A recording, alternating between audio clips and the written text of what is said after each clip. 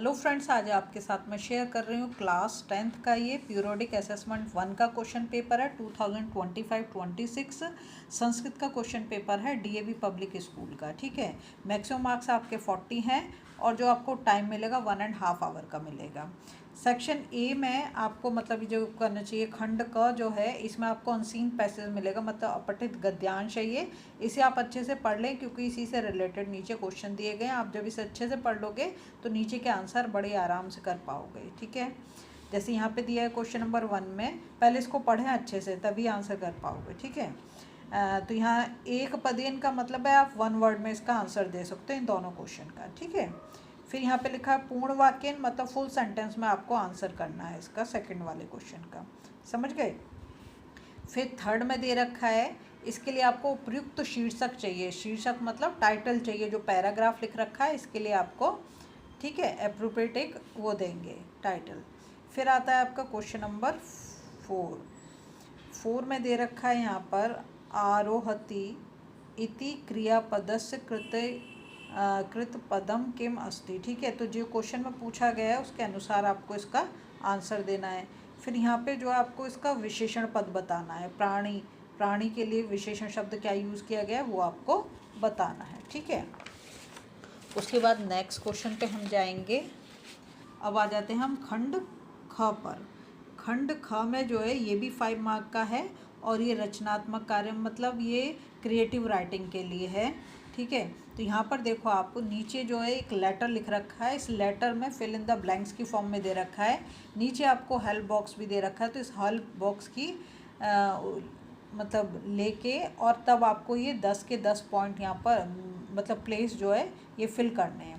कहाँ से देखोगे? हेल्प बॉक्स से देखोगे और इस क्वेश्चन को कंप्लीट करोगे। देखो ये ऐसे क्वेश्चन है जो आने ही आने हैं, तो जितने ज़्यादा से ज़्यादा क्वेश्चन पेपर आप प्रैक्टिस करोगे उतना आपका कॉन्फिडेंस लेवल ऊपर आएगा और आपको पता चल जाता है क्वेश्चन पेपर सॉल्व करने से कि कितने टाइम में आप कितने क्वेश्चन सॉल्व कर पा रहे हो।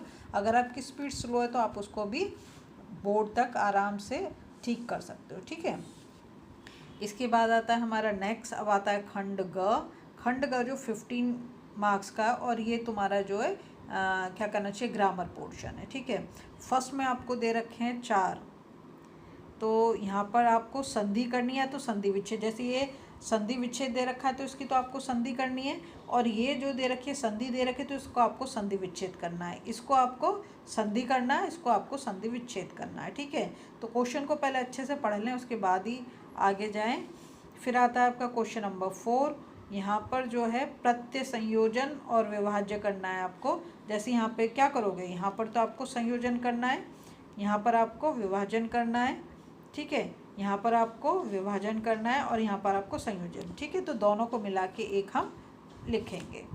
अब इसके बाद आता है आपका नेक्स्ट क्वेश्चन, ये रहा,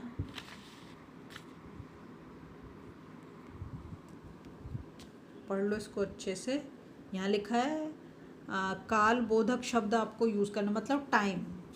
यहाँ पे टाइम दे रखा है, इसके लिए आपको संस्कृत में वर्ड लिखने हैं। ठीक है, अगर आपको नहीं आता तो प्लीज़ चैनल पे आप सर्च करें, मैंने मतलब संस्कृत में समय कैसे लिखें बहुत अच्छी वीडियो बना रखी है, ज़्यादा लंबी भी नहीं है, आप बहुत अच्छे से समझ जाओगे अगर आपको नहीं आता। ठीक है, फिर आता है क्वेश्चन नंबर 6, ये फिल इन द ब्लैंक्स हैं। यहाँ अव्यय पद आपको लिखने हैं, उचित अव्यय पद। यहाँ नीचे दे रखा है हेल्प, इसकी सहायता से आपको इसमें अव्यय डालने हैं। अव्यय कौन से शब्द होते हैं? अव्यय वो शब्द होते हैं जो किसी भी मतलब लिंग वचन के साथ वो चेंज नहीं होंगे, वो सेम ही रहता है। ठीक है, अब इसके बाद आता है आपका पठित अवबोधनम, ये 15 मार्क्स का है, ये खंड घ है, ये मतलब आपका लिटरेचर से आ गया।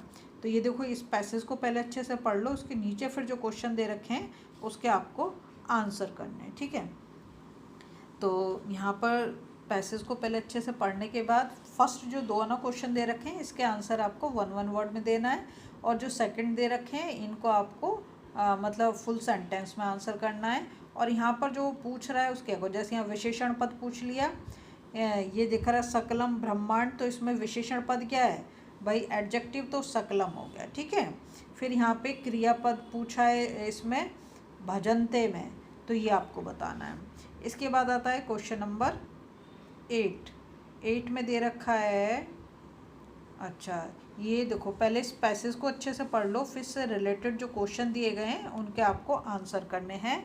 तो जब ये आप एक्सट्रैक्ट पढ़ लोगे तो यहाँ पर जो क्वेश्चन दे रखे हैं ये तो इन दोनों के आंसर हमें वन वन वर्ड में ही लिखने हैं, फिर हम जाएंगे आगे। अच्छा, इसमें जो आंसर लिख रहे हैं वो गलत सही कुछ भी हो सकते हैं, तो इन आंसर पर आप भरोसा बिल्कुल मत करना। अगर आपको करेक्ट आंसर चाहिए तो आप मेरे को कमेंट करो, मैं करेक्ट भी आपको दे दूँगी। इसके बाद हम जाते हैं नेक्स्ट। यहाँ पर आपको इन दोनों क्वेश्चन के आंसर जो फुल सेंटेंस में लिखना है, ठीक है। फिर थर्ड में जो निर्देश दे रहा है निर्देशानुसार आपको करना है, ठीक है। विशेषण पद इसमें पूछ लिया, और इसमें जो है पर्याय मतलब इसमें आपको लिखना है सिनोनिम, ठीक है। फिर आता है क्वेश्चन नंबर 9। क्वेश्चन नंबर 9 में देख लो आप, यहाँ पर तुम्हें अन्वय लिखना है, और इसमें भी आपको हेल्प बॉक्स दे रखा, तो बड़ी आसानी से आप यहाँ से पढ़ के इसको कर सकते हो, ठीक है। उसके बाद फिर नीचे हम जाते हैं आगे वाले क्वेश्चन पर। ये श्लोक दे रखा है आपको, इसका भावार्थ लिखना है आपको, ठीक है। इसके लिए भी आपको हेल्प दे रखी है। मतलब मुझे नहीं लगता संस्कृत से इजी पेपर किसी भी सब्जेक्ट का होता है, सब जगह आपको हेल्प मिली होती है, ठीक है। फिर आता है क्वेश्चन नंबर 10। यहाँ पर जो है आपको जो विकल्प दे रखे हैं उससे आपको एक लेना है और उसमें आप आंसर करोगे, ठीक है। जिसको अंडरलाइन कर रहा है उस शब्द को आपने देखना है, ठीक है, और उसके अकॉर्डिंग आपको यहाँ पर आंसर करने हैं। अगर आपको वीडियो पसंद आ रही है प्लीज़ लाइक शेयर सब्सक्राइब कर दें, फॉलो करो।